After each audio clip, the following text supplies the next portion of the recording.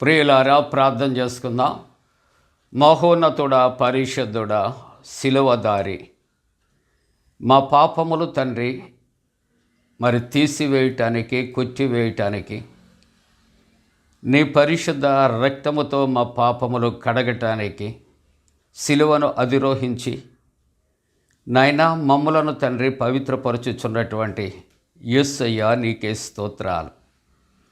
ఈ మండలకాల ధ్యానకాల కూడిక అంతటలో మీ యొక్క సన్నిధి మాతో ఉంచండి, మీ ప్రసన్నత ఉంచండి.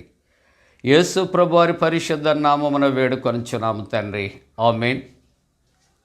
ప్రియమైన వారలారా, మనమందరము కలిసి సిలువలో నాకై కార్చెను యేసు రక్తము ఈ కీర్తన ద్వారా ఆరాధన కార్యక్రమంలో ప్రవేశిద్దాం. సిల్వలో నాకై కాచెను యేసు రక్తము, శిలనైన నన్ను మార్చెను యేసు రక్తము, యేసు రక్తము, ప్రభు యేసు రక్తము, అమూల్యమైన రక్తము, యేసు రక్తము, అమూల్యమైన రక్తము, యేసు రక్తము. సమకూర్చు నన్ను తండ్రితో యేసు రక్తము, సంధి చేసి చేర్చును యేసు రక్తము, యేసు రక్తము, ప్రభు యేసు రక్తము, ఐక్యపరచును తండ్రితో యేసు రక్తము, ఐక్యపరచును తండ్రితో యేసు రక్తము, సమాధానపరచును యేసు రక్తము,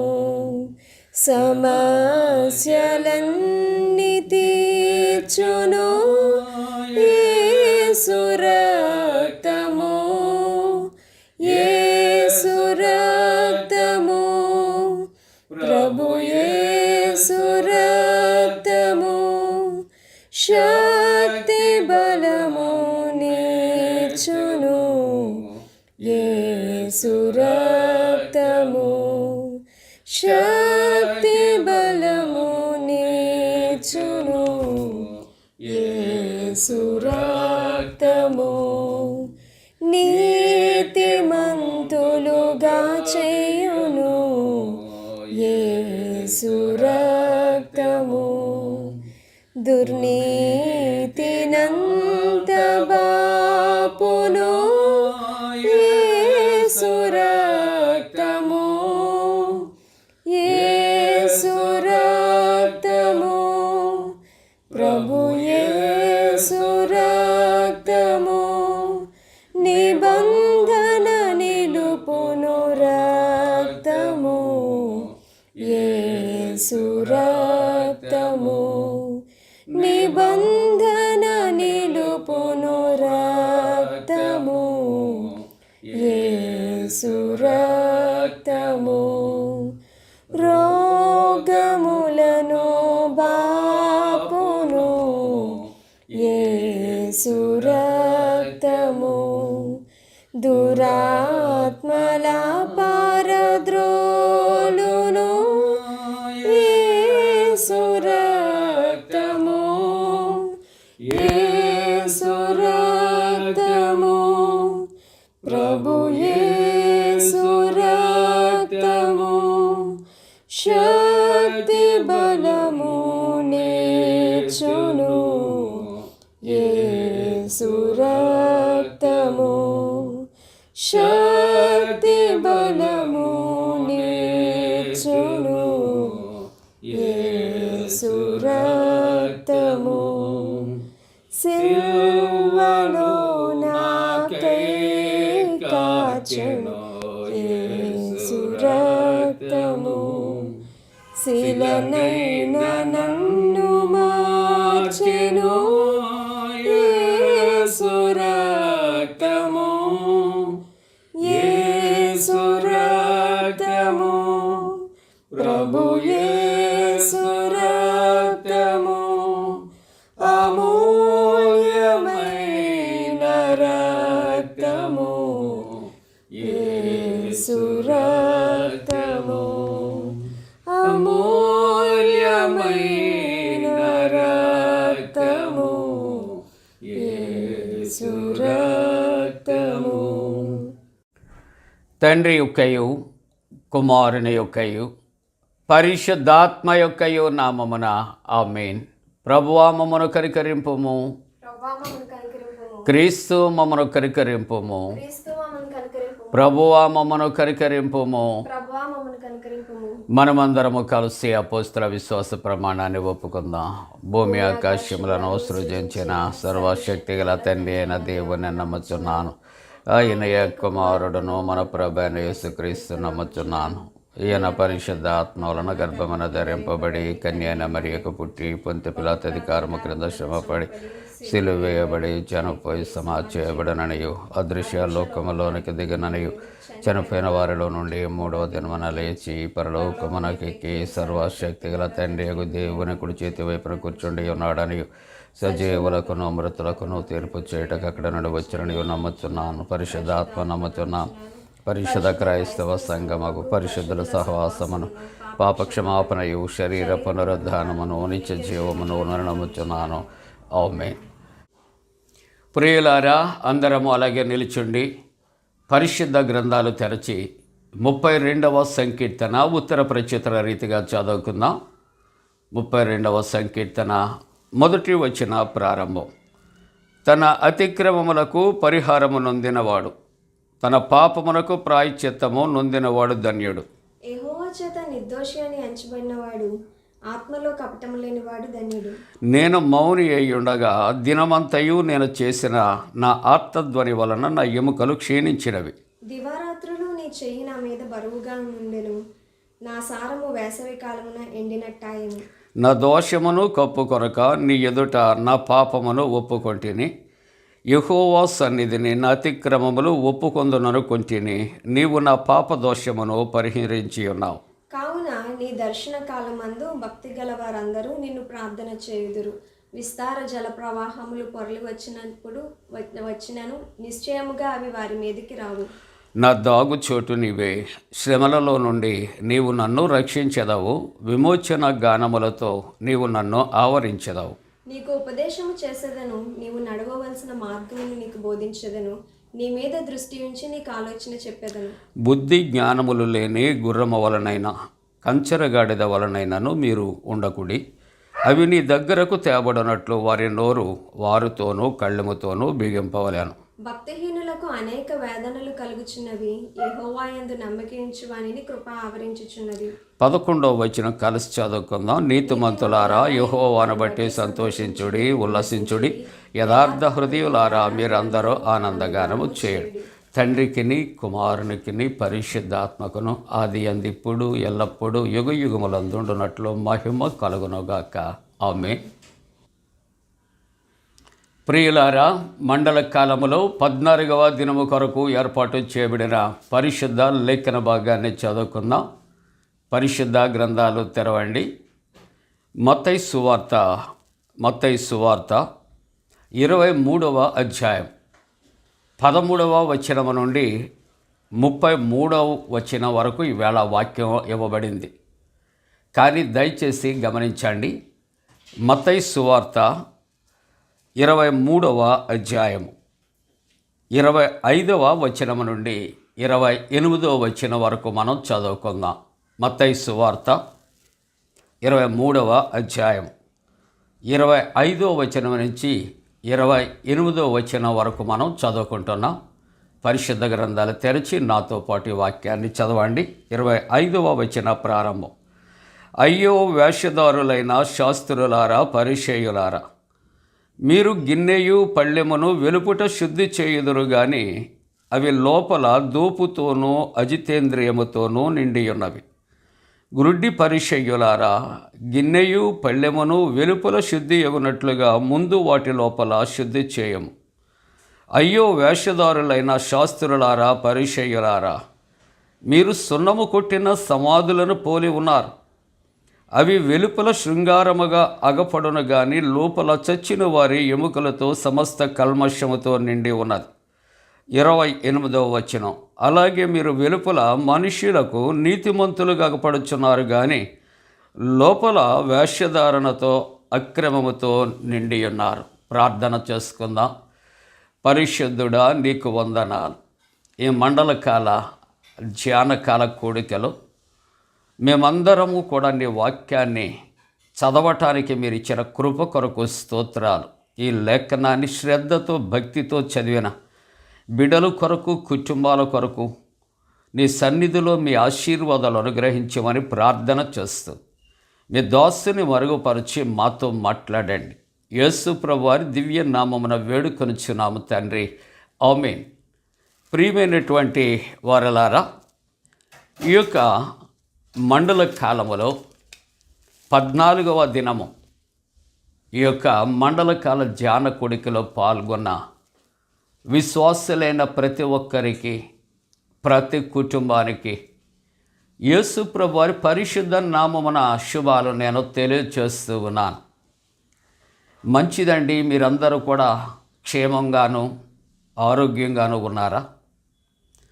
మీ గృహాలలో జరుగుతున్నటువంటి బర్త్డేస్, అలాగే మ్యారేజ్ డేస్, ఈ సెలబ్రేషన్స్ ఒకవేళ బహిరంగంగా మీరు జరుపుకోకపోయినా ప్రభు పేరట మీ అందరికీ కూడా శుభాకాంక్షలు తెలియజేస్తున్నాం.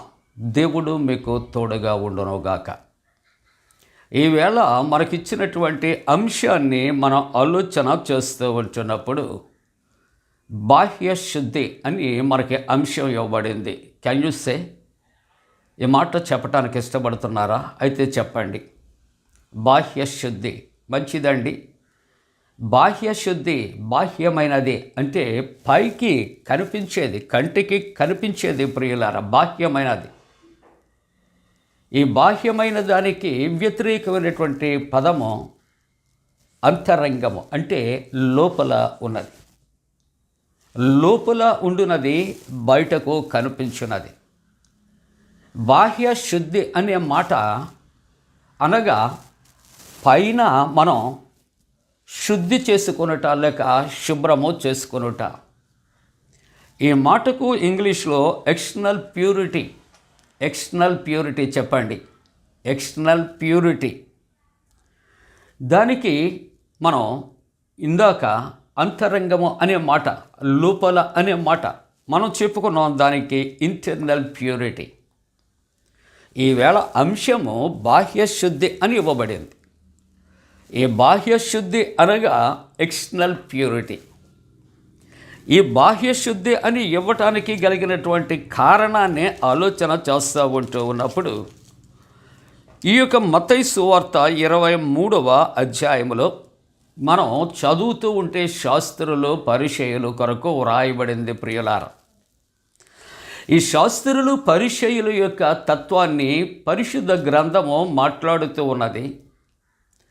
వారు పైకి చాలా పాలిష్డ్గా కనిపిస్తూ ఉంటారు, భక్తిపరుల వలె కనిపిస్తూ ఉంటారు, నీతిమంతుల వలె వారు కనిపిస్తూ ఉంటారు.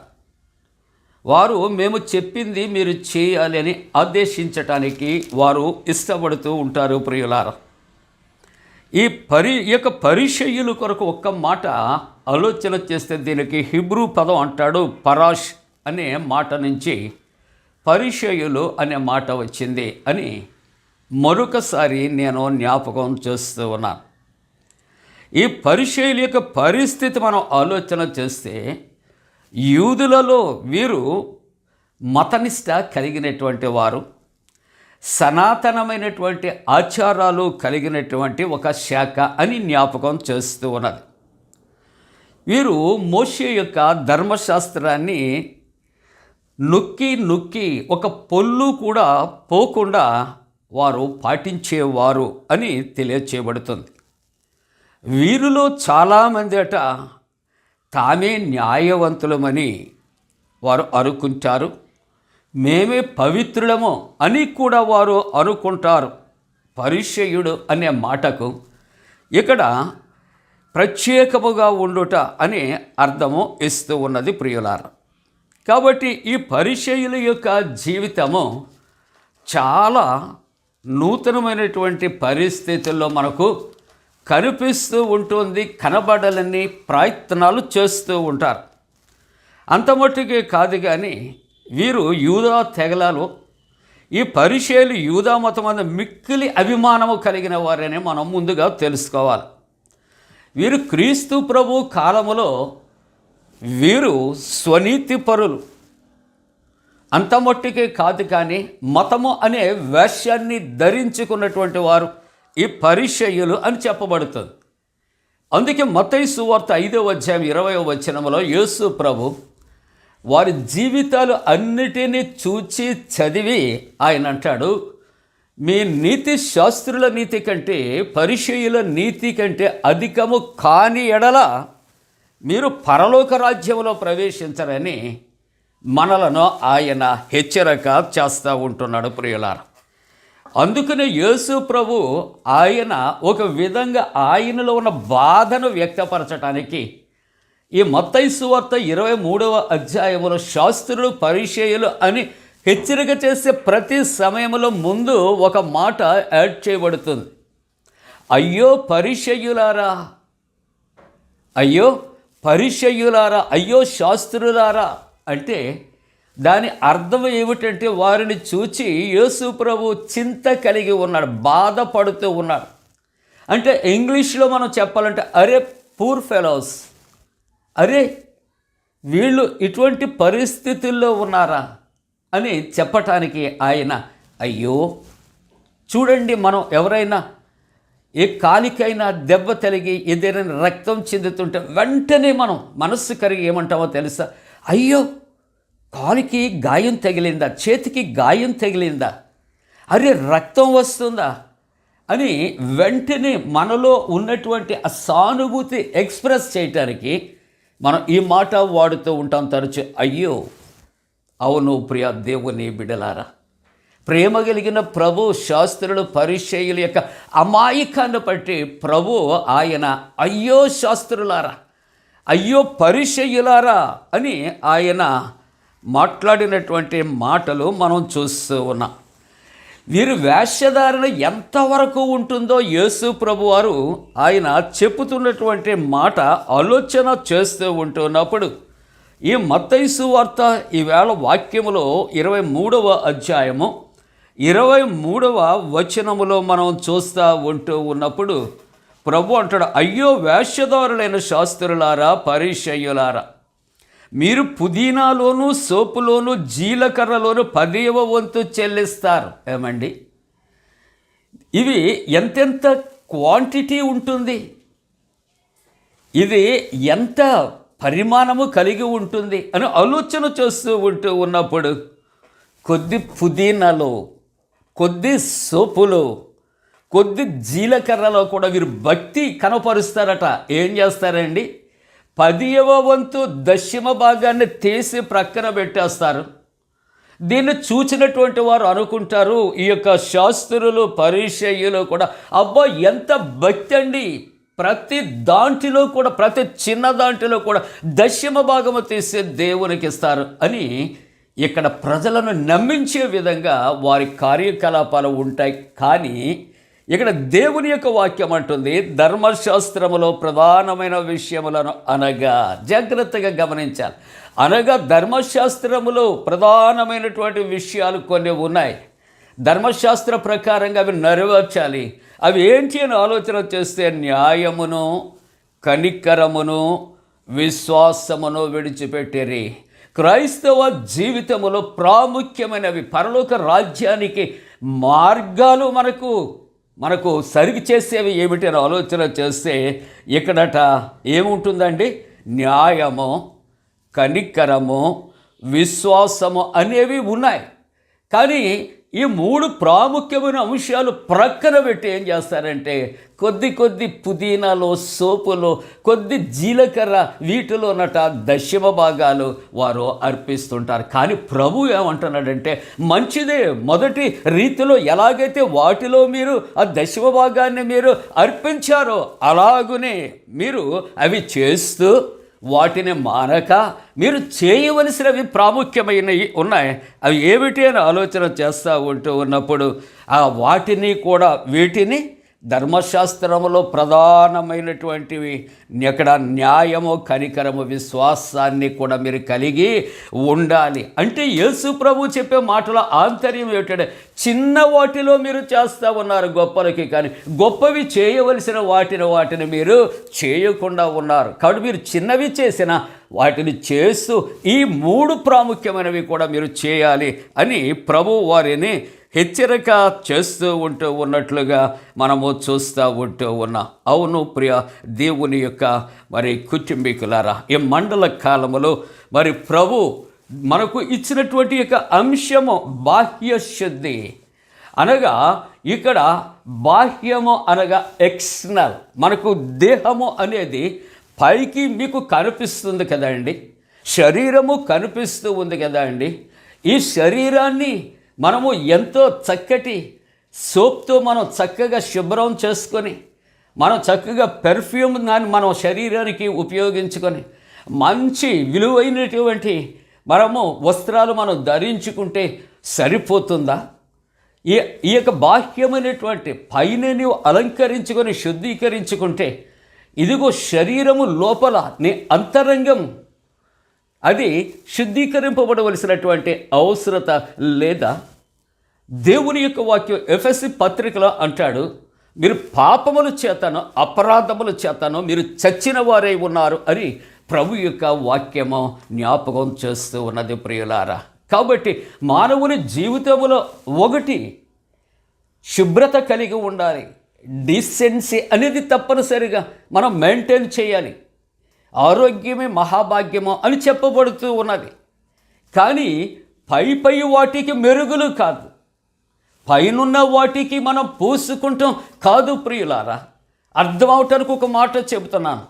ఎవరికైనా హృద్రోగం ఉంది, హార్ట్ ప్రాబ్లం ఉంది, లేక వాల్వ్స్ మూయబడ్డాయి కాబట్టి దానికి ఇక్కడ ఆపరేట్ చేయాలి అని చెప్పినప్పుడు ఒకవేళ మానవుడు ఏం చేస్తాడంటే అవన్నీ చేయలేక ఇక్కడ ఆర్థిక పరంగా మీట్ అవ్వలేక ఏదో ఒక ఆయింట్మెంట్ తీసుకువచ్చి ఆ హృదయానికి ఆ యొక్క వాల్వ్స్ ఎక్కడ లోపల ఉంటాయో దాన్ని లోపల ఉంచి పై భాగానికి మనం అప్లై చేస్తూ ఉంటే హృద్రోగం నీకు తగ్గుతుందా?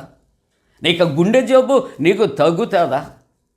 అవును ప్రియులారా, నీకు లోపల ఉన్నటువంటి ఆ యొక్క హార్ట్ అనే దాన్ని నీకు ఆ స్టంట్స్ వేయటమో లేకపోతే ఓపెన్ హార్ట్ సర్జరీ చేస్తామో చేస్తేనే బ్రతకటానికి అవకాశం ఉందో తప్ప లోపలిది వదిలేసి పైన మనం ఆయింట్మెంట్ అప్లై చేస్తే దానివల్ల ప్రయోజనము లేదు. కాబట్టి ప్రభు అంటున్నాడు, అయ్యో వేశ్యదారులైనటువంటి శాస్త్రులారా, పరిసయ్యులారా అని అడ్రస్ చేస్తూ ఇక్కడ ప్రభు అంటున్నటువంటి మాటలు మనం చూస్తే, మీరు గిన్నెయు పళ్ళెమును వెలుపట శుద్ధి చేయుదురు. మీకు అర్థమయ్యే మాట దీన్ని ప్రత్యేకించి మరలా మనం తిరిగించవలసినటువంటి అవసరత లేదండి. అవును ప్రియులారా, కొంతమంది కొన్ని పర్యాయాలు కొంతమంది కొరకు చెప్పుకునే మాటలు విన్నప్పుడు నవ్వొస్తుంది మీకు కూడా. ఏంటో తెలుసా? పండగలకు పైనటువంటి ఇంతకుముందు ఇత్తడి కొంచెం సామానులు ఎక్కువ, ఆ స్టీలు లేని పరిస్థితుల్లో వాళ్ళు ఏం చేసేవారంటే పండగలకు పబ్బాలకు వాటిని తీసి జాగ్రత్తగా వాటిని ఏం చేసేవారంటే తోమి ఆరబెట్టేవారు. చాలా it seems to be very bright, చాలా చక్కగా అందంగా ఉంటాయి. నవ్వుకోదగిన విషయం ఏంటో తెలుసా? కొంతమంది వాటిని తోమితే అరిగిపోతాయి అనేసి లోపల తోమకుండా ఏం చేస్తారంటే పైన తోముతారనే కొన్ని విషయాలు చెప్పుకుంటూ ఉండేవారు. నేను చెప్పేది పరమ సత్యం అనే మాట నేను జ్ఞాపకం చేస్తాను. పైకి చాలా అందంగా ఉంటుంది ప్రియులారా, కానీ లోపల నీవు ఒక ఆహారము తింటే, దాంట్లో నీవు పానీయాన్ని తీసుకుని త్రాగితే దాంట్లో ఏముంటుంది అంటుంది ఈవేళ దేవుని యొక్క వాక్యం. అది అజితేంద్రియముతో దోపుతో ఉంటూ ఉన్నది. కాబట్టి నీ పాత్రలు అరిగిపోవటం కన్నా ఏమవుతుందంటే నీవే ఒకవేళ అరిగిపోయి కనబడకుండా పోతావనే మాట ఈవేళ ప్రభువు చెబుతూ ఉంటున్నాడు ప్రియులారా. కాబట్టి ఈ యొక్క పళ్ళెము లేక గిన్నె లోపట శుద్ధి చేసుకోకపోతేనే నీకు భయంకరమైన పరిస్థితి వస్తే, నీ హృదయము నీ అంతరంగము శుద్ధీకరణ లేకపోతే మన జీవితాలు ఏమైపోతాయో ఎరిగిన ప్రభు శాస్త్రులను పరిశీలనలు ఉద్దేశించి ఆయన మనతో మాట్లాడుతున్నాడు. వారి వలె మీరు ఉండవద్దు. కాబట్టి గిన్నె పళ్ళెము వెలుపడ శుద్ధి చేయటం కాదు కానీ, ఎందుకంటే లోపల కూడా దోపు అజితేంద్రియంతో నిండి ఉంటుంది కనుక గ్రుడ్డి పరిచయులార గిన్నెయు పళ్ళెము వెలుపల శుద్ధి అయినట్లు ముందు వాటిని మీరు లోపల కూడా శుద్ధి చేయాలి. రెండవ మాట, అయ్యో వేషధారులైన శాస్త్రులారా పరిచయులారా, మీరు సున్నము కొట్టిన సమాధులు. ఏమండి, ఈస్టర్కి వెళితే మనకి చాలా రోడ్డు ప్రక్కన వెళుతుంటే చాలా సమాధులు చాలా కాస్ట్లీ డిస్టెంపర్స్ పెయింటెడ్ టూమ్స్ మనకు కనిపిస్తూ ఉంటాయి. సుందరంగా ఉంటూ ఉంటాయండి. అన్నిటికన్నా అందంగా ఉండాలని అలంకరణలు మనం చేస్తూ ఉంటాం. మంచిదండి. కానీ శాస్త్రులు పరిచయాలు జీవితం ఎలాగుందంటే సున్నము కొట్టిన చక్కటి సమాధి వలె అందచందాలతో ఉందట. కానీ ఆ లోపల ఏమి ఉంది అని ఆలోచన చేస్తూ ఉంటూ ఉన్నప్పుడు అక్కడ చచ్చిన వారి ఎముకలతోనూ సమస్త కల్మషముతోనూ నిండి ఉన్నది. ఈ అందముగా సున్నముగా వచ్చినప్పుడు ఈ సమాధులు గోరీలు చూడటానికి ముచ్చటగా ఉంటుంది. కానీ లోపల పగలగొట్టి చూస్తే చచ్చిన వారి ఎముకలతో భయంకరమైనటువంటి ఆ యొక్క దుర్వాసన కల్మషముతో ఉంటూ ఉంటుంది. అలాగే ఓ శాస్త్రులారా పరిచయులారా, మీ జీవితాలు కూడా అలాగే మరి ఉంటూ ఉన్నాయి అని ఆయన చెప్పి 28వ వచనం అంటాడు, అలాగే మీరు వెలుపల మనుష్యులకు నీతిమంతులుగా అగపడుచున్నారు, కానీ లోపల వేశ్యధారణ అక్రమము. శాస్త్రులు పరిచయుల యొక్క జీవితంలో లోపల ఏముందట అండి? అక్రమము. ఇంకేముంది? వేశ్యధారణ వారి జీవితాల్లో ఉంది. కాబట్టి అక్కడ చాలా మాటలు ఆయన మాట్లాడుతున్నాడు. గ్రుడ్డి పరిచయులారా, గ్రుడ్డి శాస్త్రులారా, వేశ్యదారులారా, ఇలాగా ఈవేళ ఇచ్చిన వాక్యం అంతా చదువుకుంటే వారిలో ఉన్నటువంటి భయంకర పరిస్థితి మనకి తెలియచేస్తుంది. అందుకని దైవవాక్యాన్ని కూడా ఆలోచన చేస్తూ ఉంటున్నప్పుడు ఇక్కడ దేవా నాయందు శుద్ధ హృదయము కలుగుచేయి, నా అంతరంగంలో స్థిరమైన మనస్సును పుట్టించము అని దేవుని యొక్క వాక్యము రాయబడుతుంది. ఈవేళ పాత నిబంధన గ్రంథంలో కూడా 2 మాటలు జ్ఞాపకం చేసుకుంటూ ఉన్నప్పుడు రాజుల 2వ గ్రంథము 2వ అధ్యాయము 19వ వచనం నుంచి 22వ వచనం వరకు మరి మాటలు మనం ఆలోచన చేస్తూ ఉంటున్నప్పుడు ఎరుకో పట్టణములో ఇక్కడ 19వ వచనంలో చోటు చాలా రమ్యముగా ఉన్నది. కానీ దాన్ని నీళ్లు త్రాగుతూ ఉంటున్నప్పుడు చవిచారము లేనిటివిగా ఉన్నాయి అని ఆ ప్రవక్త దగ్గరకు గ్రామస్తులు వెళ్ళి చెప్పినటువంటి సంగతి. ఎందుకంటే ఎరుకో శాపగ్రస్తమైనది కాబట్టి ఆ యొక్క స్థలము లేక భూమి కూడా నిస్సారముగా ఉంచి ఉన్నది. ప్రవక్త అంటున్నాడు, ఒక క్రొత్త పాత్రలో ఉప్పు వేసి తీసుకుని రండి అని. ఆ పాత్రలో ఆ ఉప్పు నీటిలో కలిపి ఆ ఊటల దగ్గరకు ఆయన తీసుకుని వెళ్ళి 21వ వచనములో ఆయన అంటున్నాడు, యెహోవా సెలవిచ్చినది ఏమనగా, ఈ నీటిని నేను బాగు చేసి ఉన్నాను గనుక ఇక దీని వలన మరణము కలుగకపోవును, భూమి నిస్సారముగా ఉండదు. కాబట్టి నేటి వరకు ఎలీషా చెప్పిన మాట చొప్పున ఆ నీరు మంచిదై ఉన్నది. ఏవండి, చూడటానికి ఆ స్థలము ఎంతో రమ్యముగా ఉన్నది, అందచందాలతో ఉంది.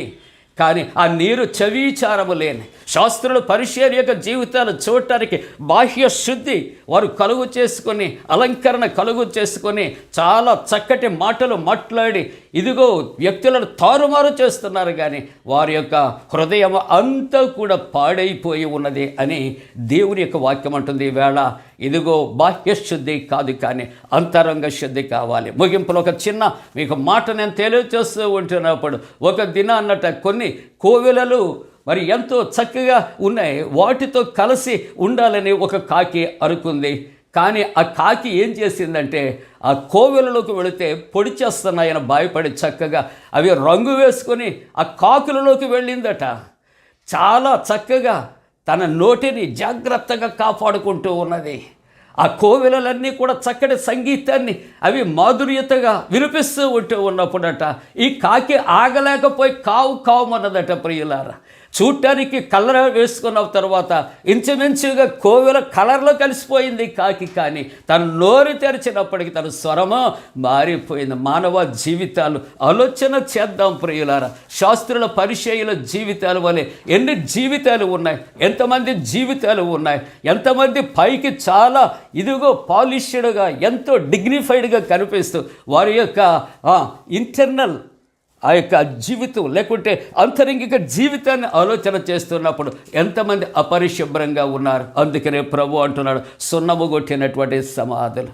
మీరు పాత్రలు మీరు వెలుపట మీరు తోముతారు కానీ లోపల ఇదిగో అజితేంద్రియముతో చూపుతోనూ ఉంచి ఉన్నది. కాబట్టి పైన కాదు అంతరంగము మీరు శుద్ధి చేసుకోవాలి. ఇవాళ ఎక్స్టర్నల్ ప్యూరిటీ, ఇక్కడ మీరు బాహ్య శుద్ధి. కానీ ప్రభువు కోరుకుంటూ ఉన్నాడు ఇంటర్నల్ ప్యూరిటీ, హృదయ పరిశుద్ధత, పవిత్రత ఆయన కోరుకుంటూ ఉన్నాడు. కాబట్టి అంతరంగాన్ని పరిశుద్ధపరుచుకోవాలి. మనము శుద్ధీకరణ చేయాలంటే యేసుక్రీస్తు ప్రభు సిలువలో చెందించిన పరిశుద్ధ రుధిర ధారల ద్వారా తప్ప మన అంతరంగంలో ఉన్నటువంటి పాపమును కడిగి వేయటానికి, కొట్టివేయటానికి ఎటువంటి అవకాశం ఎవరికి లేదు. కాబట్టి మనము బాహ్య శుద్ధి కాదు, అంతరంగ శుద్ధి కొరకు యేసు రక్తము సిలువలో నీ కొరకు నా కొరకు దారగా ఆయన పోయిచు ఉంటాడుగా, ఊటగా రక్తము కారుచు ఉంటాడుగా. విధేయత కలిగి, వినయము కలిగి, భయము కలిగి, భక్తి కలిగి సిలువను కేంద్రముగా చేసుకొని సిలువ యాత్రలో ఆయనతో ప్రయాణము చేస్తే మనము అంతరింగిక శుద్ధిని మనం కలిగి ప్రభు యొక్క పాద సన్నిధిలో ప్రభువుతో సహా పరలోక రాజ్యపు అనుభవాలు పొందుతాం. ఆయన పిలిచినప్పుడు పరలోక రాజ్యంలో ప్రవేశిస్తాం. అలాగుంటానికి దేవుడు తన పరిశుద్ధాత్మకుడైన మనపై మెండుగా కుమరించునుగాక. ఆమేన్. ప్రార్థన చేసుకుందాం. పరిశుద్ధుడా నీకు స్తోత్రాలయ. దేవా, ఈ మండల కాలంలో నీవిచ్చిన వాక్యమును దీవించండి నాయనా. విదేశాలు స్వదేశాల్లో ఉన్న వారిని ఆశీర్వదించండి. అలాగే నీ సన్నిధి మాతో ఉంచండి నాయనా. ముఖ్యముగా ప్రభా 40 దినాలు నీ సిలువను కేంద్రంగా కలిగి మేము జీవించాలి నాయనా. ఇదిగో ప్రభా, సంతానం కొరకు ఎదురు చూస్తున్న కుటుంబాలు సంతానం కలుగు చేయండి. అలాగే కరోనా వైరస్ మళ్ళీ తిరుగుబాటు చేయకుండా కృప చేయండి.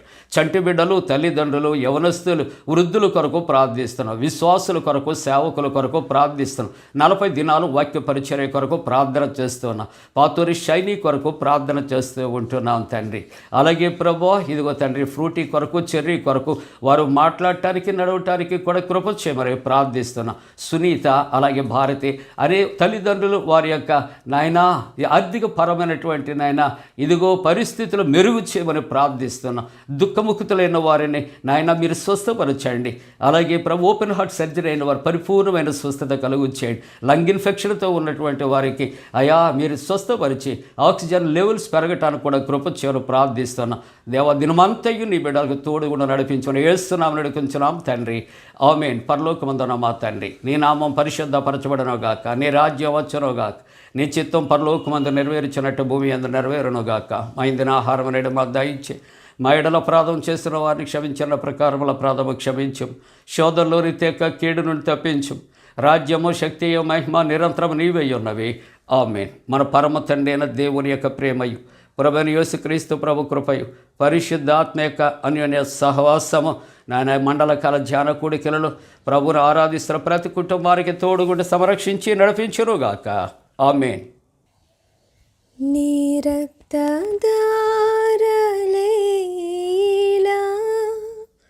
పాపికాశ్రయమిచ్చును,